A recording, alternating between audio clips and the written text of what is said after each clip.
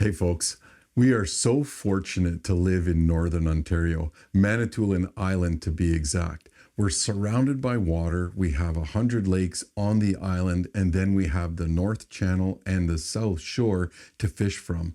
We also have access to all of the lakes in Northern Ontario, and I just can't say enough about how awesome it is to fish with our pro staff. Aaron Case, Luke Wash-Gizik, we've got Kerry Paquette, Sean Leduc, and even sometimes we take out our friends and we film them too. We go for all species of fish from big pike to walleye, lake trout, whitefish, perch, bass, you name it. And that's exactly what we're going to do this week. We're going to take you out on some of our adventures as we go all over Ontario in search of fish, living with an attitude of gratitude. Stay tuned, you're watching Fuel the Fire TV. Life offers no guarantees. But the one thing we've learned for sure is that the time we have is indeed precious. The more time we spend with family, friends, and with nature can make the difference between living a good life and living a great one. Join us on our quest to be participants rather than observers, to learn from our mistakes, to share our successes and our failures, as we spend all of the time we have chasing our dreams, fueling our passion, and fueling the fire in the great outdoors.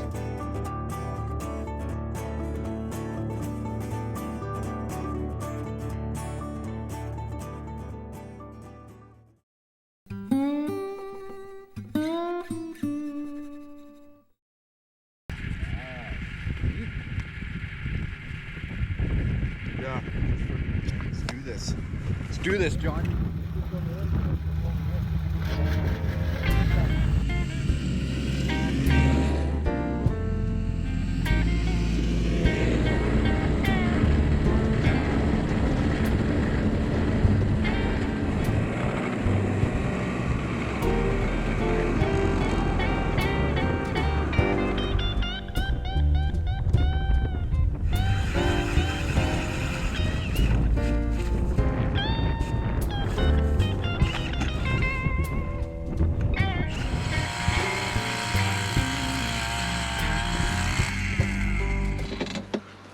So we're out here in South Bay. Like I said, I'm with Bowen and Luke, and you know, it's been a real mild winter. We haven't had a whole lot of snow. The lakes froze over really late. Like, I mean, we've got 8 inches of ice here, of good ice, and a couple inches of slush on top. But you know, it's going to go fast. It's the middle of February, and we should have 2 feet out here, and we haven't had much ice at all. We had to wait to get out on the ice, and we missed that real good bite, that early bite in January. But I'm using a vibrato today with another little jig on top with a bead about a foot higher than the vibrato. Again, we're trying to pull in some whitefish here in South Bay on beautiful Manitoulin Island. Oh, I can hear Luke yelling in his shack.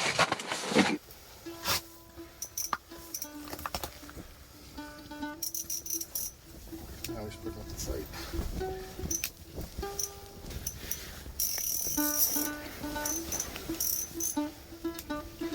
Comes.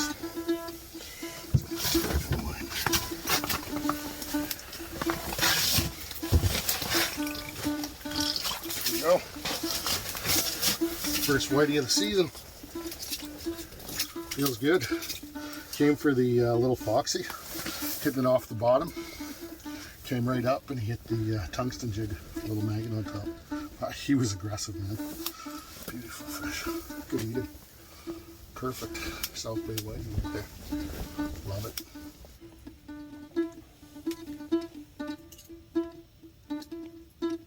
This is one of the species that you really got to finesse. They're one of the funnest fish to fish for and catch when you can catch them. But days like today, you got to work for them. You know, they're cruising. They're not really active, so you're trying to get them going. I don't know how many times I've changed baits there, from the vibrato to little foxies to meads. They're so finicky and just getting them active. Like, you see them cruising, trying to get them in. I'm on. Oh, Bone's got one on. That was quite the wait. Seen a few fish come in. Doing the 1-2 punch vibrato and a Meigs. Seemed to work.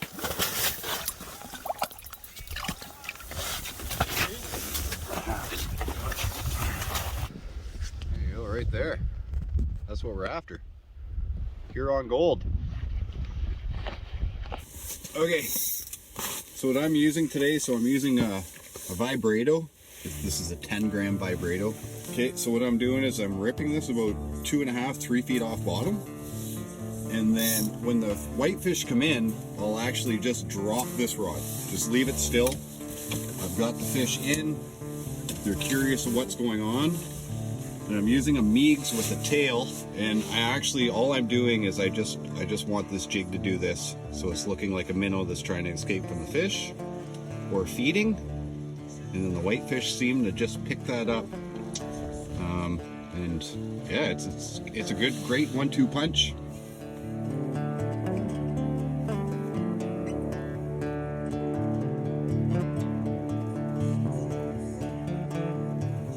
It's like patting your head and rubbing your belly at the same time.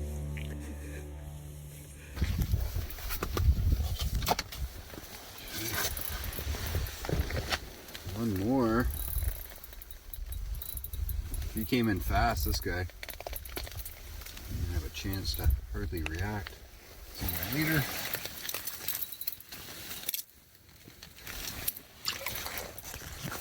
There we go. More Lake Huron golden whitefish. Such beautiful fish. He is burping, trying to get that air out of his lungs. And we're going to put this one back.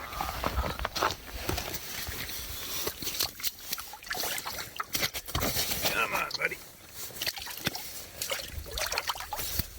All right, folks, it looks like our pro staff have outfished me yet again. But that's all right, because these guys know how to slay whitefish out here on Manitoulin Island. We're in South Bay. These guys are onto the fish using their secret technique. They're not sharing it with me, but I'm gonna keep trying, and Luke's gotta go. So we'll get back to the program right after these messages. Good job.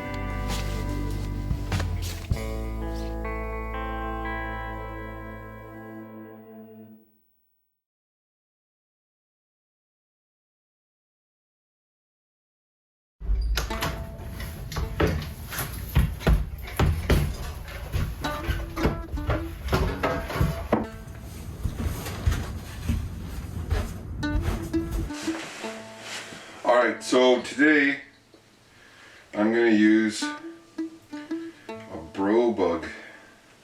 It's a tiny little lure. It's just a little jig head.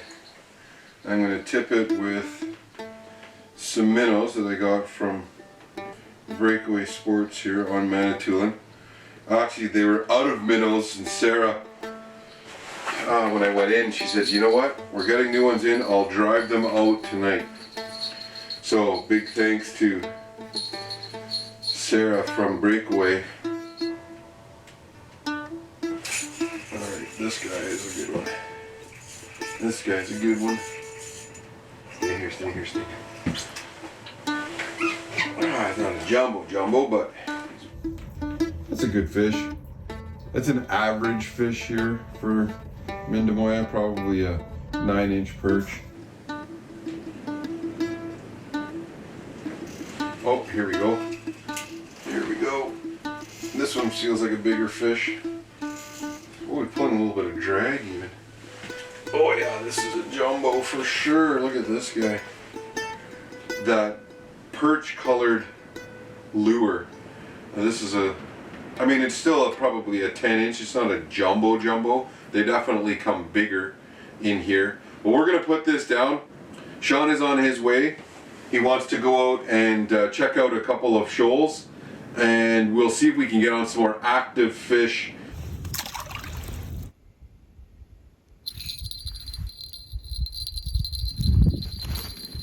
This might be a keeper. Man, I'm throwing some big minnows down there too.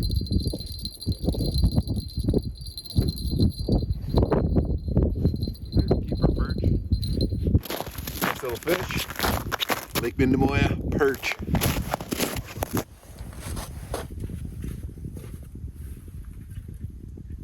Here. Oh, there's one. Oh, that feels way better. This feels way better. Yeah, this one's a walleye for sure.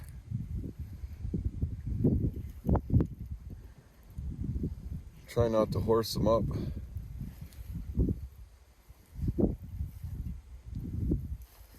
And we're looking to have a big fish fry because Darcy's home. So if it's 23 or under on this lake, oh no, it's not. It's a ling. It's a ling. But a decent one. A cooker. Fights like a walleye. Slimy bugger.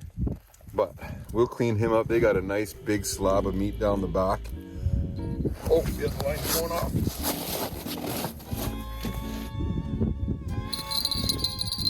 No, I'm good.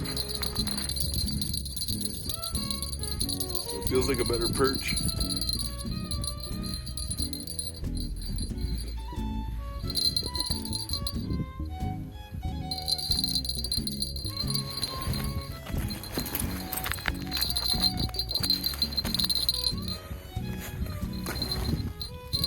Oh, he finally got my big minnow though. I mean, that's a decent perch for Lake Mindemoya.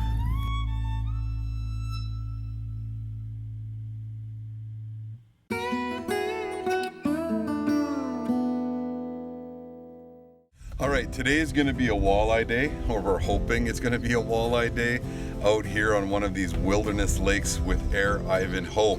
Now, Moan is a walleye guy, and we know that live bait is king here. Yeah, absolutely. Right? So they've told us that, so we're not gonna mess around too much, but we are gonna play around with some plastics and just do what we do to try and see what works and what doesn't. Now, we are gonna be bottom bouncing with some worm harnesses. And so Aaron's gonna explain to us how he does it down south. Okay guys, so today Neil and I are going to be bottom bouncing. Now the biggest thing with bottom bouncing is to have a variety of blades. So you're going to want big blades, little blades, different shapes of blades. And another thing is you're going to want different leader lengths on your worm harnesses. So they're both going to act a little bit different. So another big thing about when you're bottom bouncing is they're speed tolerant. So you want to go between, myself personally, I go between 0.8 and 1.2. That's kind of my max speed. So you always want the blades spinning, but you don't want them overspinning or stalling. So I'm going to show you guys a couple different kinds of styles that I use are the Colorados and the Indianas. Color I don't really find is too important, especially in this dark water like Neil and I are fishing today. But the biggest thing is you're just going to want a variety in size. So here I have a full harness kit ready. I've got orange backs, green backs, I've got white, I've got different sizes, I've got different leader lengths, and I've got different bead styles. So I feel like when I'm bottom bouncing, this is one of the biggest things that you have to look at.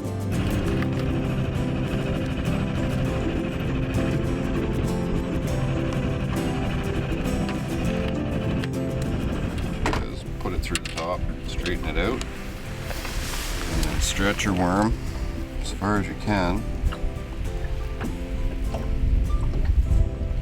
Work it in, and I always just, the end's kind of like a paddle tail, I always just take that little nub off. Force of habit. Does it make a difference? I don't know.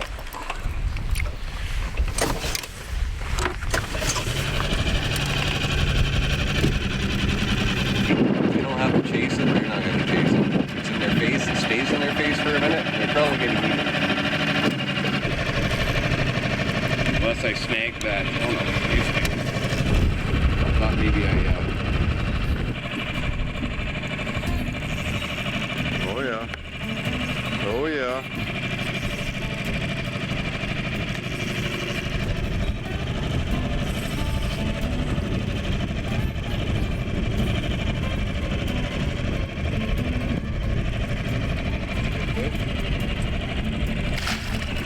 Oh, that's a nice one.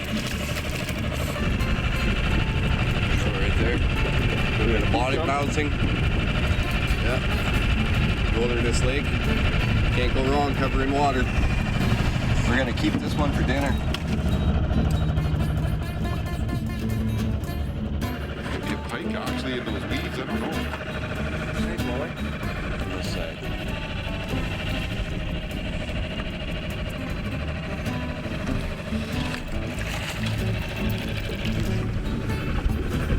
All right, so this is the product.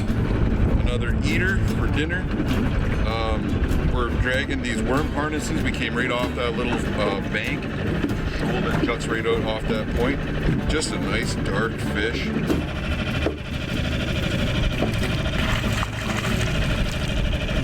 I'll just boat flip this one if you want, or Yeah, you can both flip them.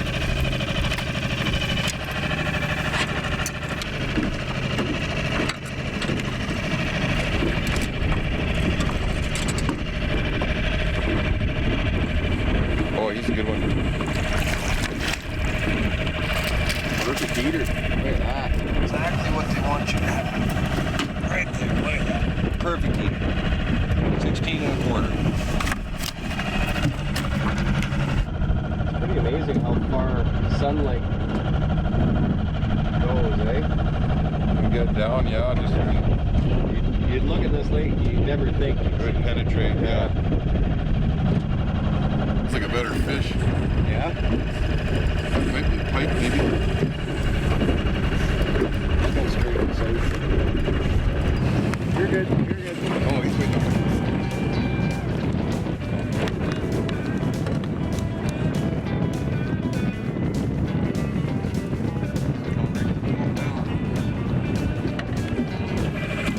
Perfect eater. Perfect eater. I'm hungry, just looking at it. It's gonna be like cake 5. All right. What the? We're up here at Air Ivanhoe, like. All right, another eater here up at Air Ivanhoe. Man, what a great fishery this is. We're gonna put this guy in the frying pan. I'm hungry just looking at it.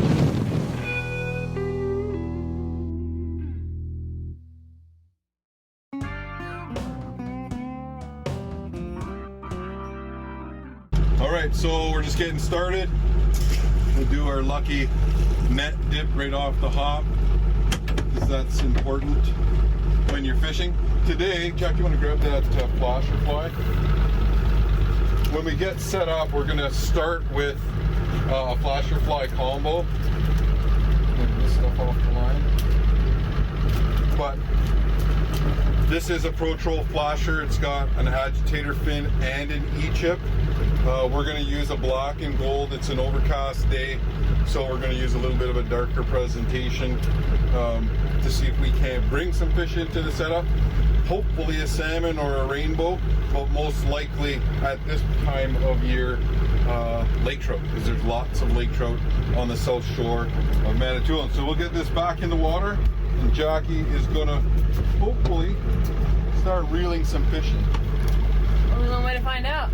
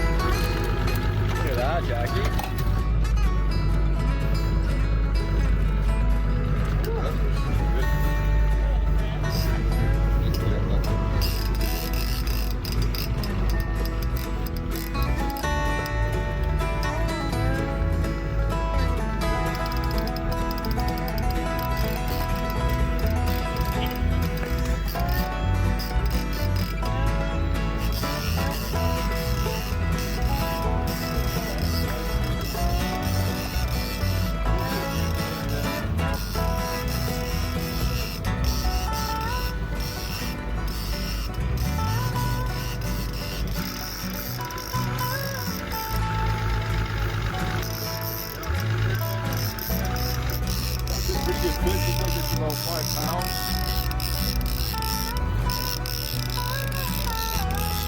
Maybe a bit bigger. Coming a little bit from young outfit. Just rated like that.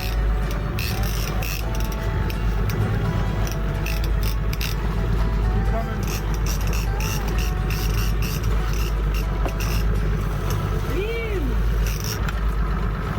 Good job. Okay, and then you're gonna put your hand underneath the butt right there and hold it up like that. Turn it sideways.